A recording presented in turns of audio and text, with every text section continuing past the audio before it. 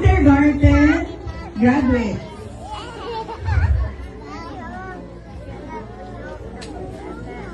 Nainitan na talaga ito sila at napagod na sila. Our kindergarten graduates, meron kaming isang paalala lang sa inyong lahat. Kung namin painom nun sa inyo ha, isa lang kabuok. We have one reminder for our kindergarten graduates, and that is to practice your reading and writing. Okay? Sino na ang marunong magbasa? Okay.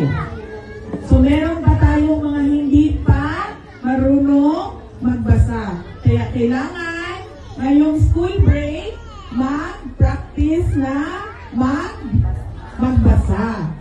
Para pagbalik ninyo, papasok kayo sa grade 1 ngayong buwan ng June ay praktisado na at marunong na magbasa. Yes? Okay? Yes. May tanong ka, ma? May tanong?